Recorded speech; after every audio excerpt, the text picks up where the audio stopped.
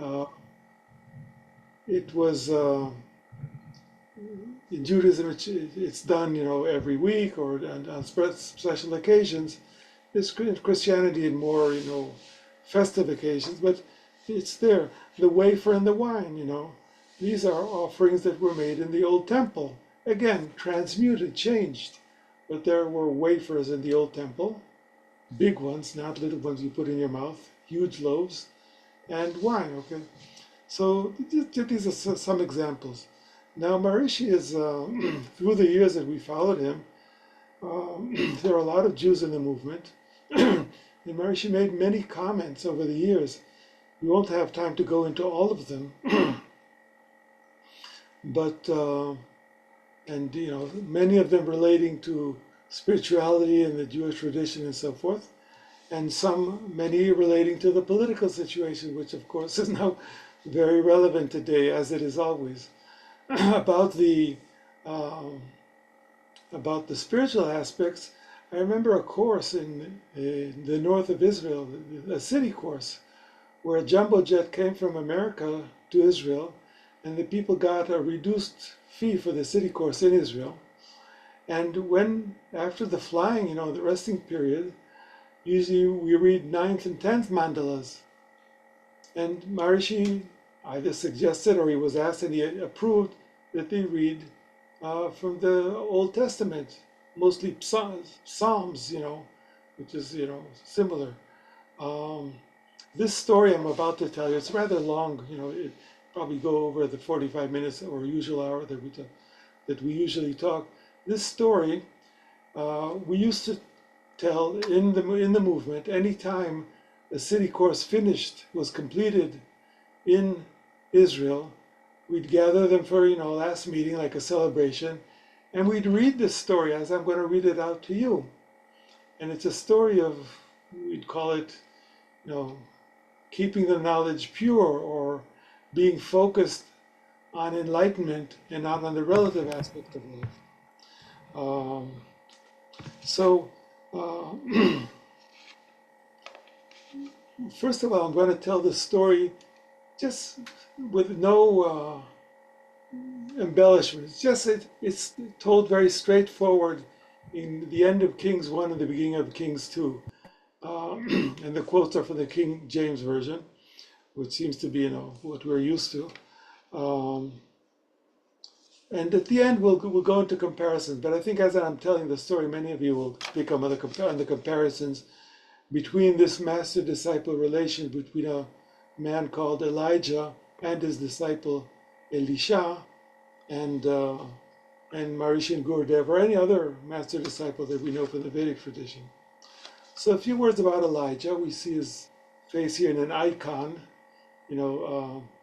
Right now we say icon is something on the computer, but really it's from the Greek Orthodox tradition.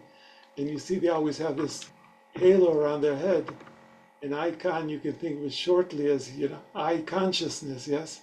So you look at these spiritual drawings and it's supposed to take you, like the Buddha drawings, into yourself. So Elijah was a very rough person. He was considered to be red-headed. There's never any mention of a wife or a family, as there are for many other prophets. He's connected to 3 different spots in Israel. That's when they say Elijah from the Tishbe, Elijah from the Carmel, So he wandered around, and he wore skins. Now this is not the time when people were cavemen.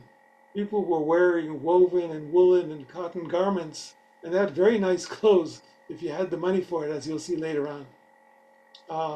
But he was wearing the simplest, most rudimentary, and there's quite a few. There's fire in his stories. He's an angry person. People watch out for him, and he has a tough life. He's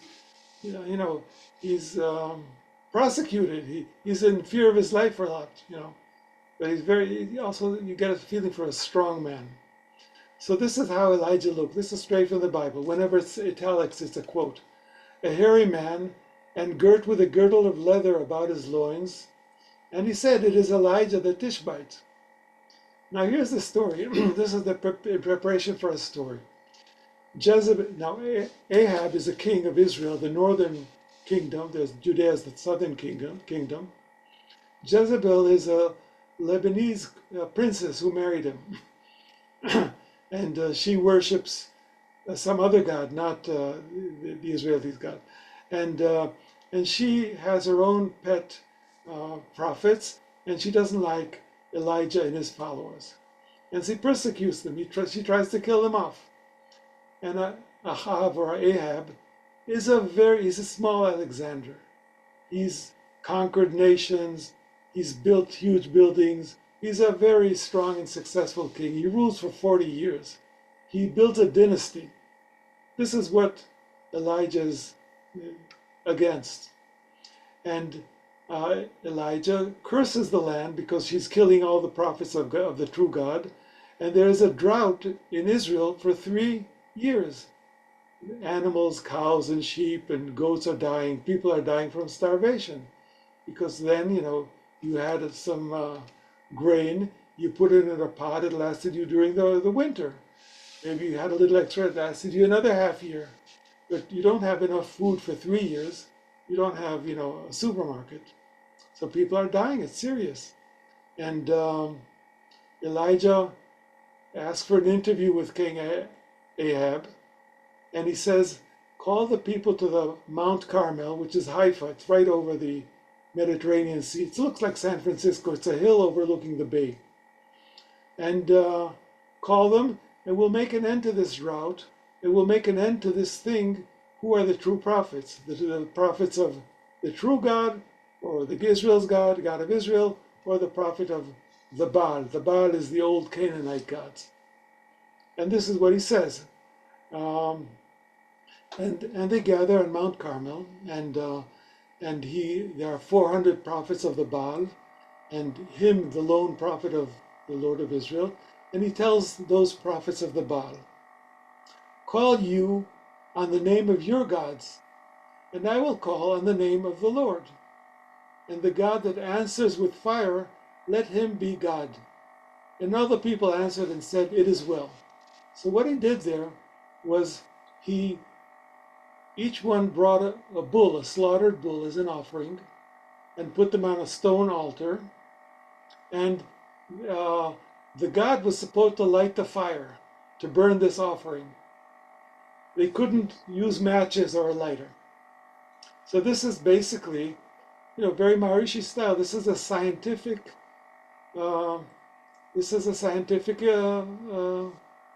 Way to determine who the real God is, right? It's a public in front of everyone, no tricks, and okay.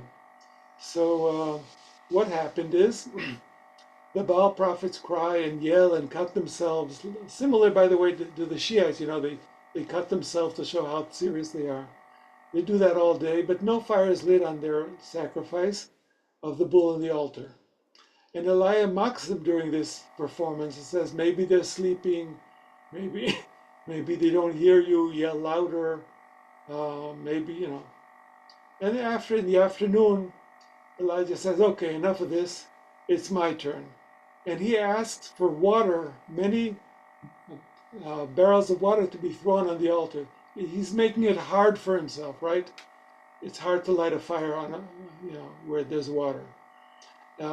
And then he turns to God and say, like in the picture, says, come on, God, show them that you're the real deal.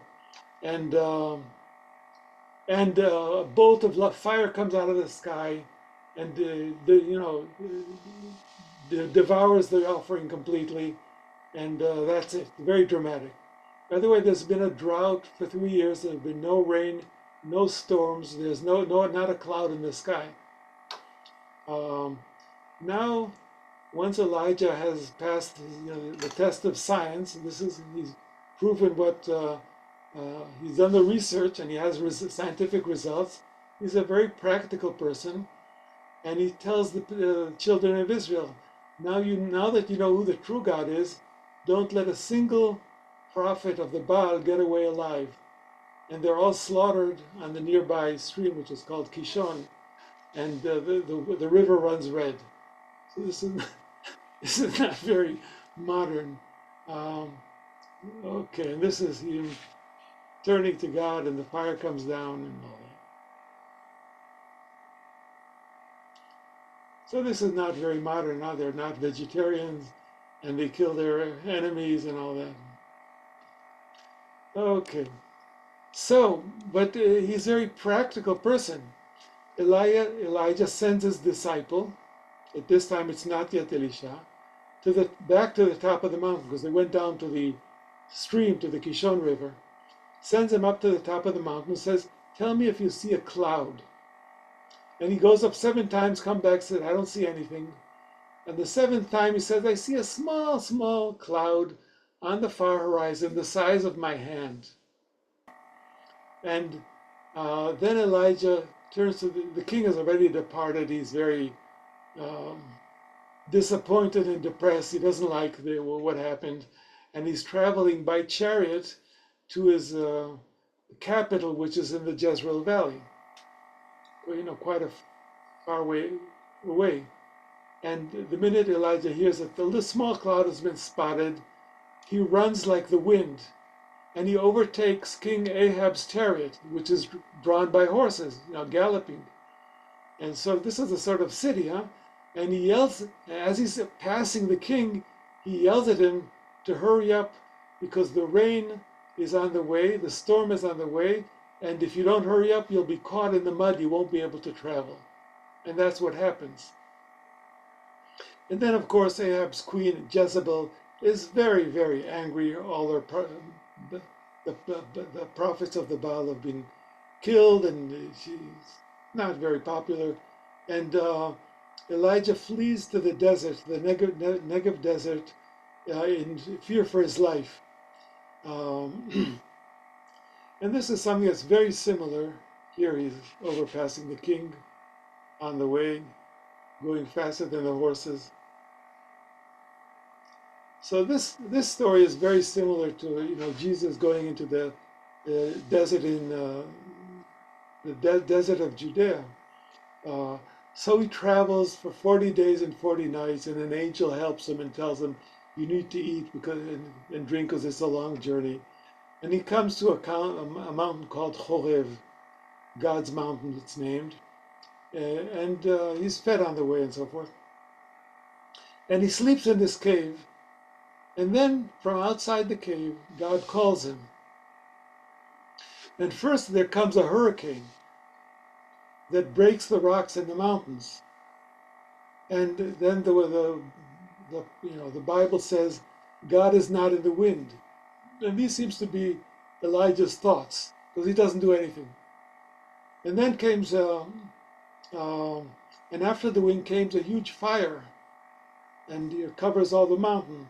And the words come in the Bible, "Not in the fire is God." And after the fire comes, in Hebrew we say, "Kol dmama daka." So the sound of silence, but it's not silence. Daka is fine silence, or finest silence. And the cities, you'll recognize this from some of the cities, finer levels of something. And Maharishi talks about the mantra going to finer levels, and then to absolute silence. And then, when Elijah experiences that, then he covers his face. You see it in the picture. He covers his face because you're not supposed to, look at God. And he comes out. And then God gives him some instructions, and the instructions are to take Elisha, son of Shaphat, from Avel Mecholah, which is a village in the north. He tells him to take him as his disciple. And this is where we begin our story. But this preamble shows you what the country is in, what the situation is. Okay, here's Elijah when he confronts that huge absolute silence. Then he covers his face and his head because he knows he's in the presence of God. So Elijah, according to God's instructions, travels to Avel Mecholah, which is up, in the upper Jordan Valley. and he finds Elisha.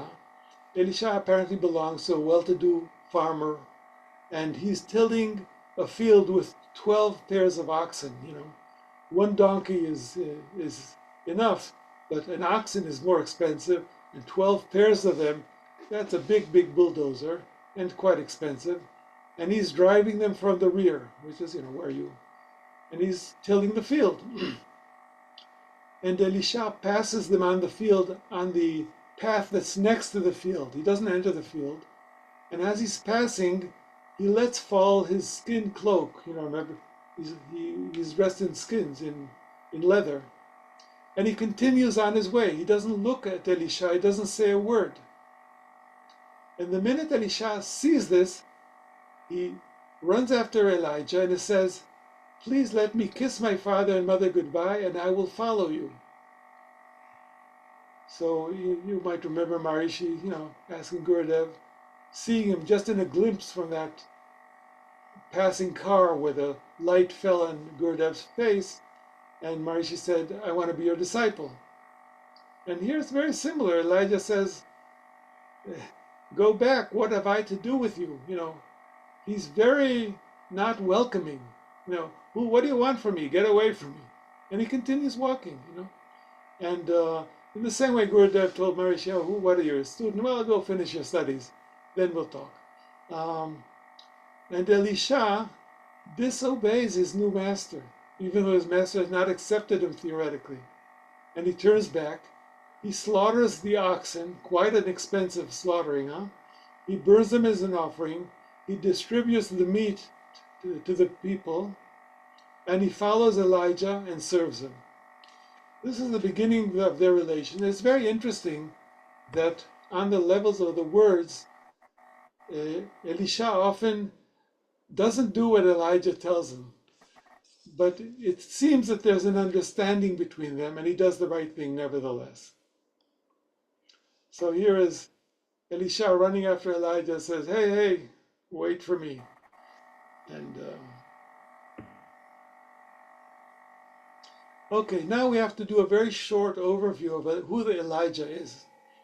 And Elijah is a person, an entity that appears again and again in Jewish tradition. You see in the story, he never dropped his body. He didn't die like a human being. So it's considered that he's always around.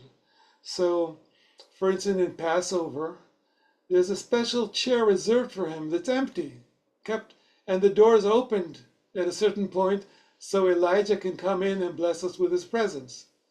When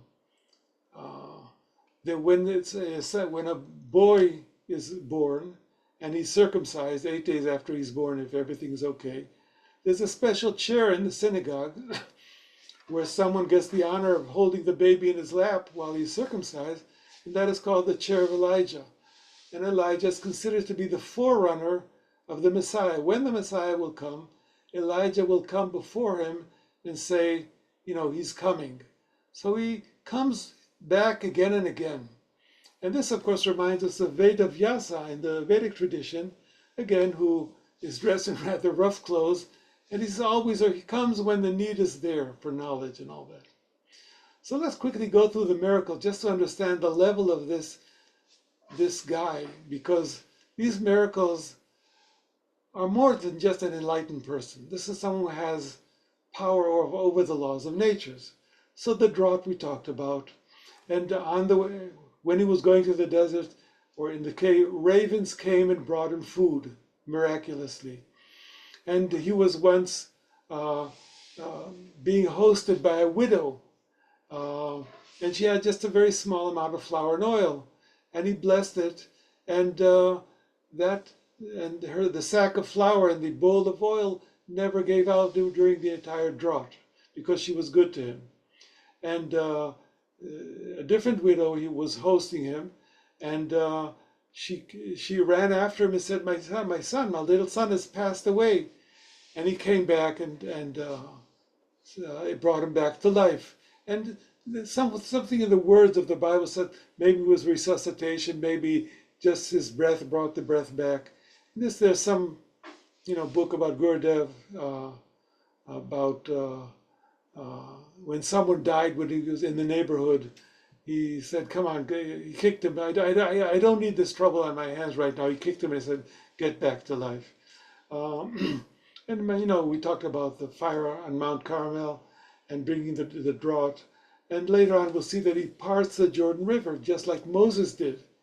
The river is flowing, and he takes his cape. He hits the water with it. The water opens up, and he can walk across dry. Soldiers were sent to arrest him, and he calls fire up from the sky, and the fire devours the soldiers, so that people who come to give him messages from the king are very careful and say, look, he just asked us to give you a message. Please don't send fire from us. And Elijah made prophecies how the end of Ahab's sons would be, and Jezebel would be killed, and all that. And they were all, they came true. So this is quite a character. Very, strong, political in some ways, huh? Now, so they do all these miracles, and Elisha is his disciple. It's several chapters, quite a lot of a lot for this person is, Now we're drawing to the end of the story of Elijah. And this is from the quote, "And it came to pass, when the Lord would take up Elijah into heaven by a whirlwind, that Elijah went with Elisha from Gilgal." Gilgal is somewhere in the Jordan Valley, a little north of Jerusalem, but low down in the Jordan Rift. And this is just an introduction to the story that, Elijah's about to go up to heaven, and they're traveling. That's what the Bible is saying. And then Elijah turns to Elisha and says, "Stay here in Gilgal, because God sent me to another town, Bethel, which is a bit north of Jerusalem, in the mountains." And Elisha answers, "On God's life, and on your life, I swear I will not leave you." And he went with him. He says, "No, you don't. I am with you." He disobeys him. And Elijah doesn't make a big deal of it. He understands it. And in Bethel, when they come to Bethel, the sons of the prophet come out of the city, and they meet them. And it's interesting. What the hell are the sons of the prophets? And it seems that there were, not one prophet, but prophets is a sort of community, and there are sons of prophets. So, we can understand it maybe that there are people who devote their lives to higher levels of consciousness, and maybe the sons are not literally their sons, maybe some of them are, but maybe they're students. So naturally, the students, or these sons of the prophets, come to Elisha on the side and say, "Hey, this is the day God will take Elijah from over you." And he answered, "I know, keep silent." It seems the whole community knows what's going to happen. And Elisha naturally doesn't want to hear about it. He knows it, but he doesn't want it to be rubbed in. He doesn't want to think about it too much. And in Bethel, again, I know, keep silent. And then in this is repeated in Gilgal and Bethel, and in Jericho, again, this was repeated. And Jericho is right on the Jordan River, just a kilometer or two from the Jordan River. And then, again, each time Elisha tells him, "You stay here, I have something to do over there." And he says, "No, you don't, I come with you." And in Jericho, he says the same thing, "I have to go to the Jordan, I have something to do there." He said, "No, I go with you." And 50 sons of the prophets followed them from afar, from a distance, as if they know that something big is going to happen here. And Elijah takes off his cape, rolls it up, hits the river Jordan with his cloak, and the waters part. So here is Elijah telling Elisha, "Hey, why don't you stay here? I got some business to do." And Elisha says, on your life, on God's life, I swear I will not leave you. A very, you see, very devoted disciple. Um, so they now cross the river to the other side, both of them. And then this is the critical time. And then Elijah says to Elisha, ask what I shall do for thee before I be taken away from thee. So it's an open secret. They know what's going to happen, that Elijah is about to depart this earth. And he says, he doesn't say you're my favorite student, but what can I do for you? You've been a very devoted student, and you know how it is. He's such a emotional, spiritual, personal connection. And Elisha says, these are the direct quotes, I pray thee, let a double portion of thy spirit be upon me. Let a double portion of thy spirit be upon thee. So you remember Maharishi talking about Gurudev, that after 2 years, his mind was more or less in tune with Gurudev's mind. What he thought would be more or less what Gurudev would want. And what Elisha is saying here, I want to be twice as close to you, or to be one with you, yes? He doesn't want to say, I don't think he says, I want to be twice as good as you, or great as you. And this reminds you, again, of Maharishi always saying, the container of knowledge. What Elisha is asking for is a bigger container of knowledge, a wider consciousness. And once he has a wider consciousness, he will be able to experience the greatness of Elijah more. That's what he's asking for. And this has been misinterpreted in other ways, but once you're meditating and you hear all Maharishi's, talks, it's clear as day.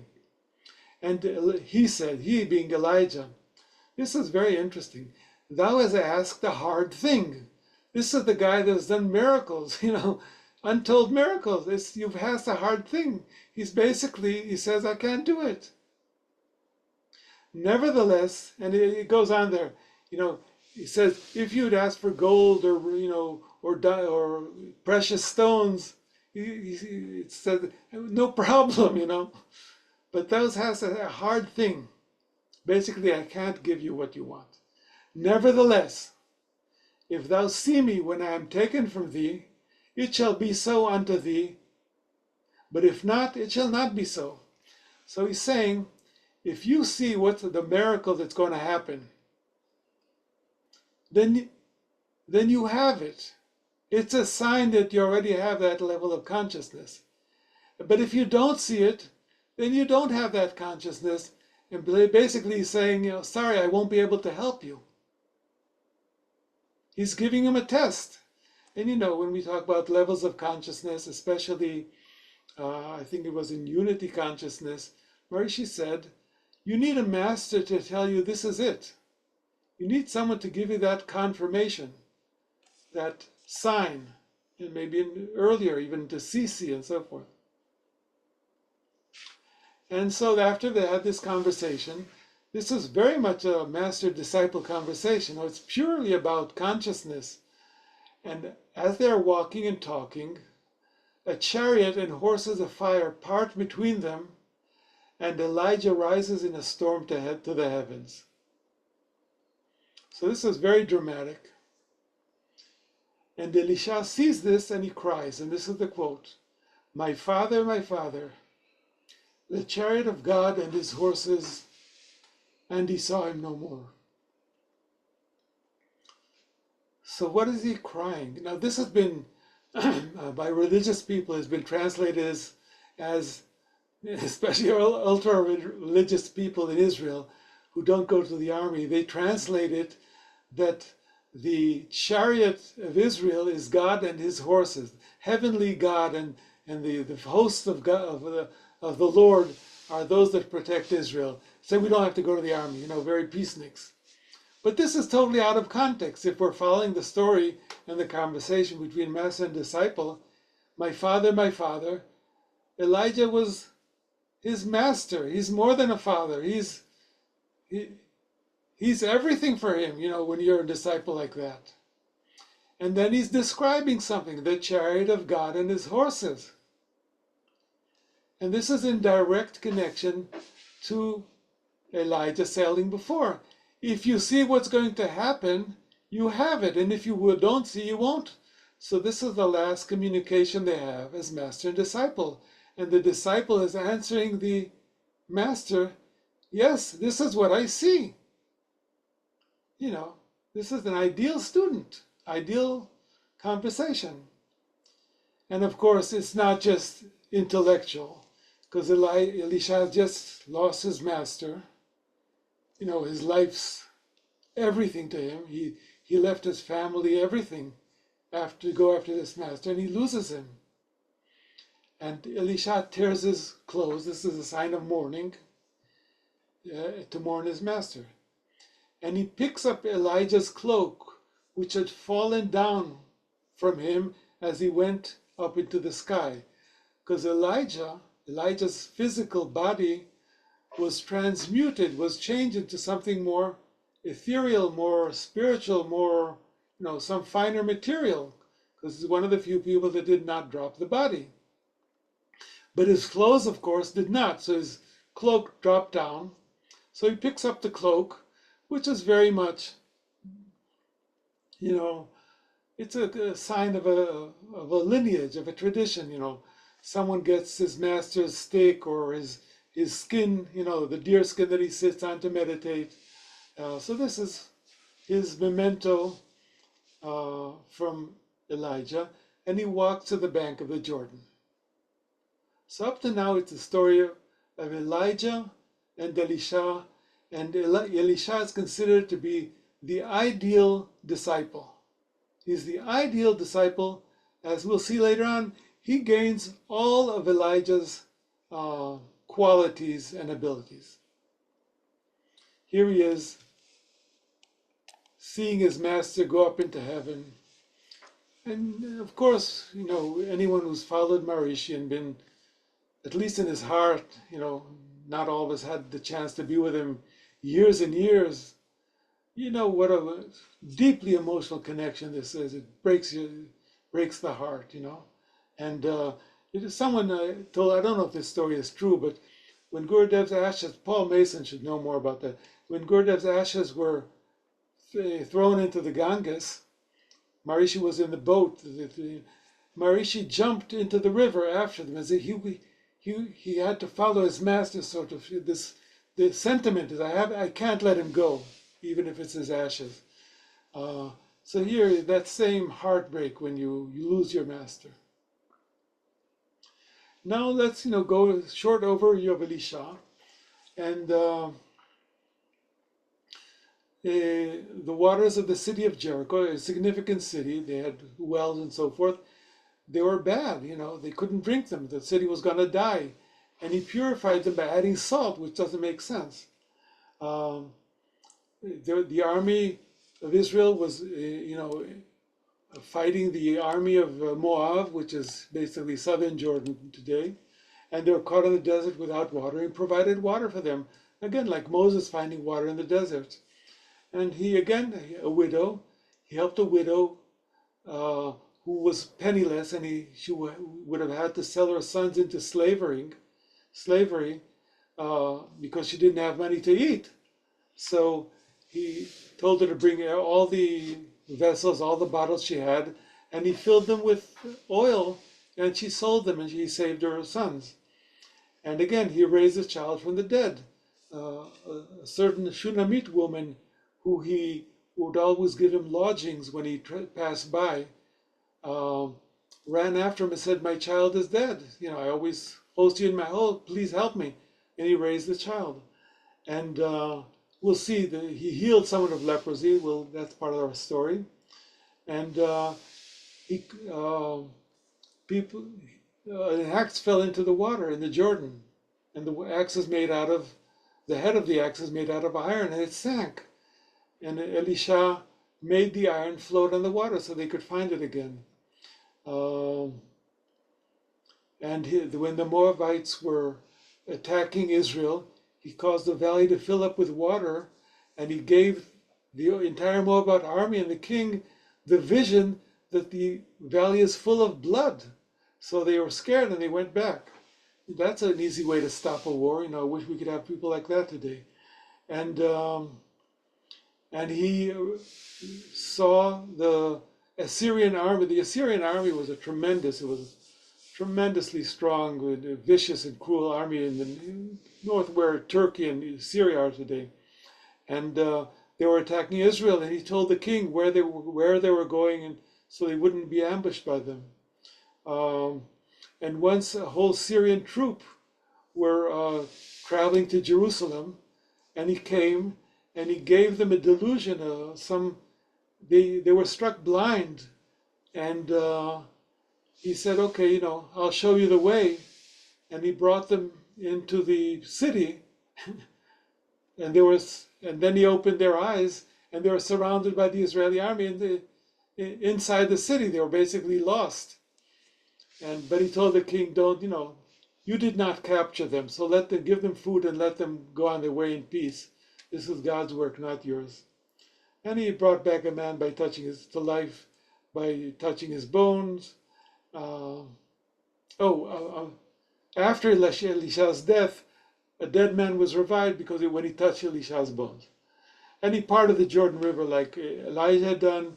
And so this is the small story. When he came to the Jordan, remember he took Elijah's cloak. He came to the Jordan and he hit the Jordan River as Elijah had done with Elijah's cloak. And what happened? Nothing. The water did not part. It's very disappointing. And then he rolled it up again and did it again. And this time the Jordan parted. As if there's like a little time upload for the program, for the app, for those abilities. And he crossed the river. And he was bald, a shaven head. And some children were mocking him, as children often do. Now, shaven head, you can think about the sons of the prophets or Hare Krishna or whatever, but they were laughing at him, throwing stones at him, and he cursed them. And 2 bears came out of the forest, out of the trees, and killed them and ate them. And so you see, he has this status, this powers over nature, and you see sort of 2 little mistakes, 2 little things glitches. But these were the last glitches. And afterwards, he probably got used to his new role. So now we're moving on to Elisha's story. So we went over all those miracles that Elisha did. We did it, in a quick way, so we wouldn't, otherwise it would take all night. And now this is the story we want to talk about. And Elisha had a disciple. And we're talking about favored disciple, the close disciple, like, Nankishore to Gurudev. Now the background is that it's called the king of Syria, but really it's the Assyrians, which are in the same area. But it's a bigger kingdom, and it's gradually eating away and conquering parts of Israel, and it's stronger than Israel. And the king of Israel is scared of it. It's like, a regional power, and Israel is not that strong. And Naaman is the general, the chief of staff of the king of Syria. And he has leprosy. And he has a Jewish slave woman in his household. It tells you again that the Syrians captured Jewish slaves and used them, so they're the stronger country. And she tells him, why don't you go to Israel, because they have prophets there and they can cure you. So he doesn't have anything to do because, conventional medicine hasn't worked. So he takes a caravan with lots of, gold and silver and nice clothes, and he travels to the king of Israel. And the king of Israel, the chief of staff, comes and visits him and says, I was told that, your people can cure me. Go ahead, cure me of leprosy. And the king of Israel is scared. And he says, is this some trick? Because I can't cure leprosy. And if I don't do it, are the Assyrian army going to come down and attack me? This is the chief of staff, for God's sake. So he's scared, but he thinks, you know what, let's send him to Elisha. So from Jerusalem, I think it was Jerusalem, he sends him to Elisha. Elisha resides on the banks of the river Jordan in the, Jordan River Valley. And so Naaman and his caravan come to Elisha's house near the Jordan, and Elisha sends out Gehazi. Gehazi is his disciple, his closest disciple, the guy who's supposed to take part of the lineage to take after him, and he tells him, tell the general to go and bathe in the Jordan. And so you notice Elisha is not coming out. Naaman is coming with all great deference, with a lot of presence, a lot of people, is an important person. And Elisha doesn't even come out to say hello to him. He sends his helper. And the helper says something very simple, just go to, bathe in the Jordan. And Naaman was very wroth, and he went away and said, behold, I thought he will surely come out to me and stand and call on the name of the Lord his God, and strike his hand over the place and recover the leper.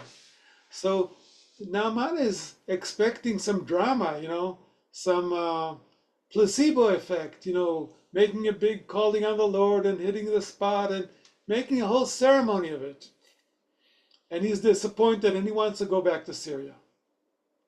But the people in the area and in his caravan say, look, you've already come here. The Jordan's just over there, a few yards away. If you already come here, why don't you do what he says? So he goes to the Jordan. He's sort of, fed up. Goes to the Jordan, he bathes, and he comes out, and his skin is whole. He was totally cured. It says his skin was like a baby skin. When you have leprosy, the skin is white and it peels off and your fingers fall off and all that. It's horrible. So now he's coming back to Elisha's house, a totally different, right? He's in a different frame of mind, he's very appreciative. And Naaman returns to Elisha. He bows before him. He offers him gold and silver and expensive cloths, and he converts to Judaism, whatever Judaism was at the time. He says, now I know what the true God is, and I will worship him from now on, even though I'm in Syria. But please, he even asked for an exception. He's treating him as his master now. He says, once a year, the king goes to his temple and worships, other gods.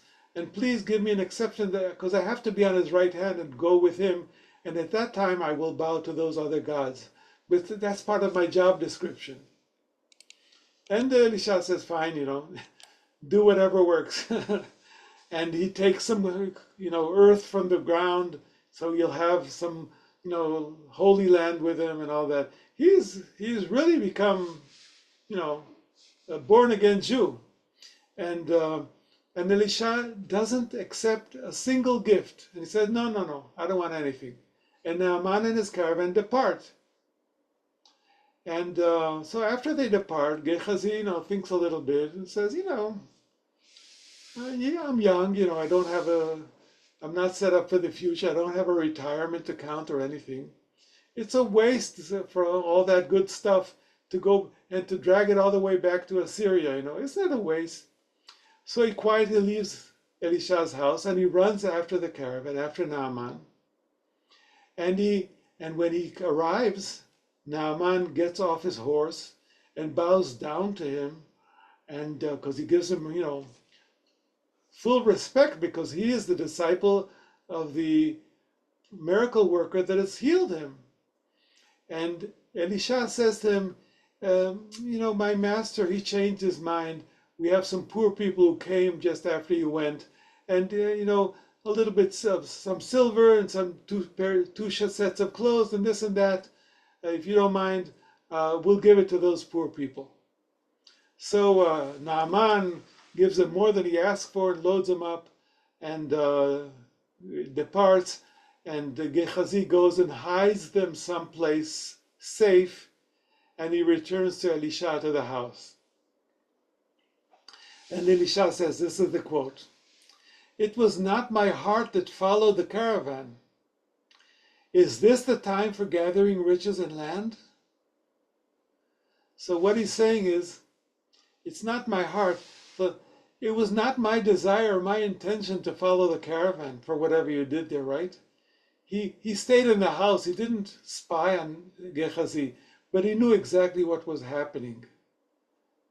And then this is a moral question. Is this the time for gathering riches and land? So, not the right thing to do. And then the closing, therefore, since Gehazi has not followed the wishes of his master and has done something that is not the right time for it, therefore Naaman's leprosy will attach to you. And when Gehazi left Elisha, his skin was white as snow with the leprosy, and you never hear anything more of Gehazi, and there are no children. There are many children named after Elisha and Elijah. No children are named after Gehazi, and he is considered, the prime example of the disciple that went wrong. This is not the ideal disciple, but the opposite, the not ideal disciple. So now let's look at, Elijah reminds me a little bit of some, two people in the Vedic tradition. I'm sure there are people that know more about this than me, but the Veda Vyasa, if I remember right, again, comes back and forth. He's not a family man. He's dressed roughly, and again, there's a Babaji that's mentioned in Yogananda's book, and so these are similar, that they seem to come when the need of the time is there and they give specific people specific knowledge to keep the knowledge alive and I guess the earth from coming apart. These are, and now let's go for some,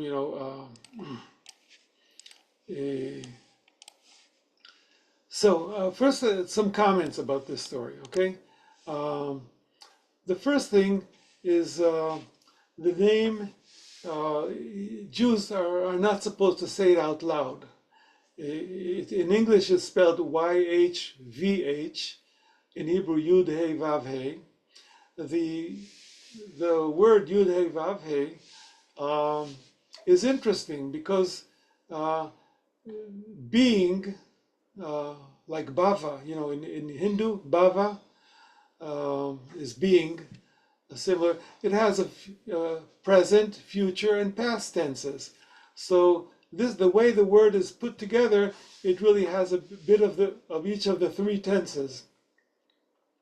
So you can say it's sort of being in the past, present, and future tense, or eternal being, you could say. And you don't mention it. That's, of course, reminds us when we're initiated, we get a mantra and we say, don't say it out loud, because its purpose is to go inside, not to become gross, but to become finer and finer. Veda Vyasa and Elijah never die. We talked about that. Marisha and Elisha, both of them just had one glimpse of their master, and they dropped everything to follow, their master.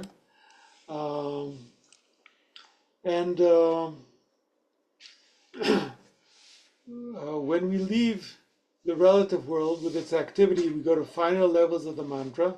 This leads the mind to pure silence or pure consciousness.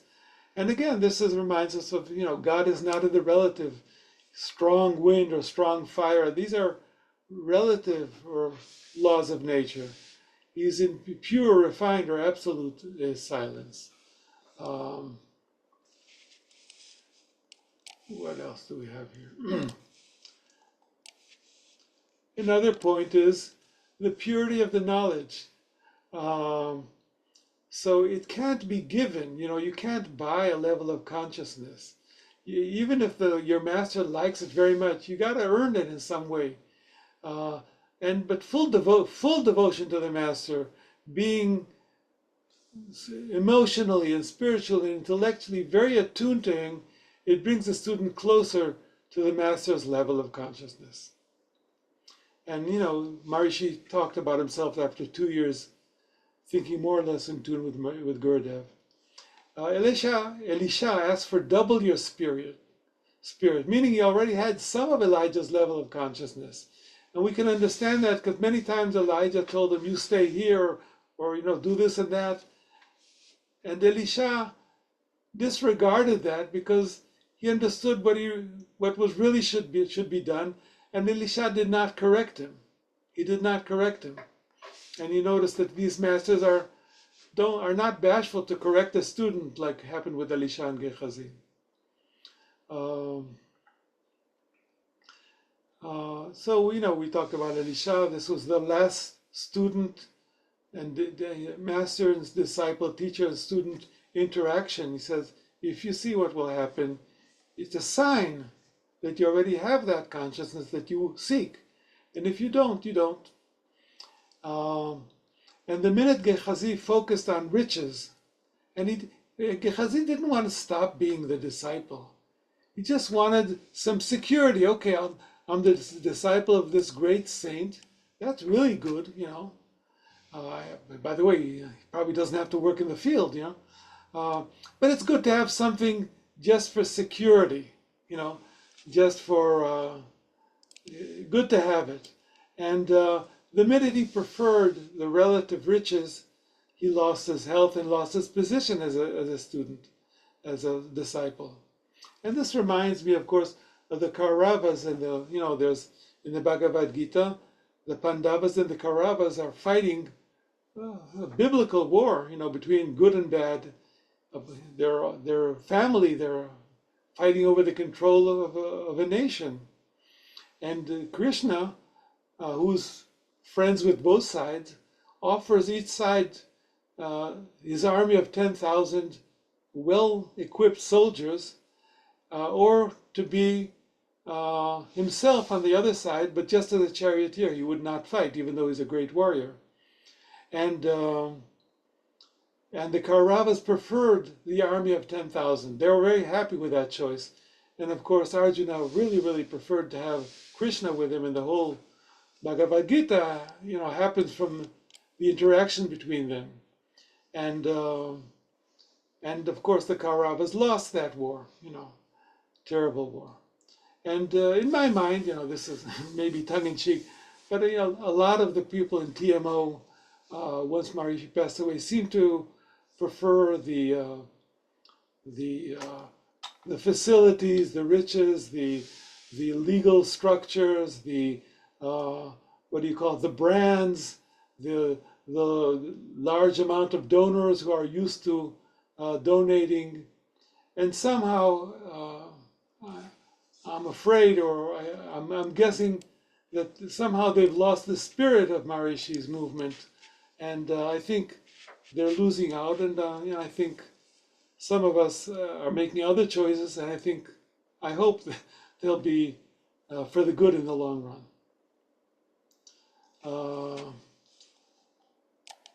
So that's the talk, and if there are any questions or comments, I'm more than happy to take them up.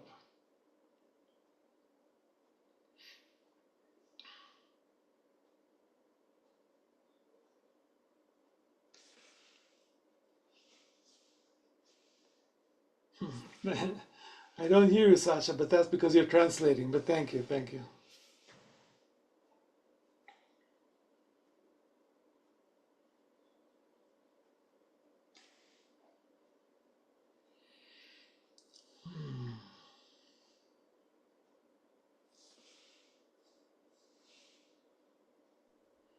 I have now.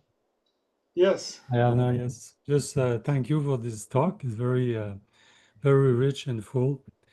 And the correlation also with Gurudev Maharaji, I really enjoy it. I'm not so acquainted with biblical, especially the the Old Testament. So it was enriching. Yes. Mm. Uh, yeah. Thank you very much. Ah, thank you. It And I was really fun. enjoyed to the part when when he went to the chariot of fire, if you say, Mm. and his the way it was written, it just struck to me. It was if I remember, it was like he saw he saw period. So it's like then it's like almost he got this level of consciousness at that point. He saw Yes, and then he left away. So he was in the unity of his devotion was like culmination of the unity. yes, very much. Interesting. So thank you very much. Yes, it's interesting. When Elisha comes back from the river, you remember the sons of the prophets had followed them and watched from afar, and they tell him, "Well, we saw something go up. Maybe it came down over there. Should we look for what came down?" So they didn't see like Elisha did, and he said, "Don't waste your time. Okay. It's what you see depends on your level of consciousness." Yeah. Okay, thank you Nice. very much, Jay Thank Gurudev. you. Jai Meet Guru. next week. Next week it's Paul Mason. He'll give a wonderful talk. Okay, Jay Gurudev.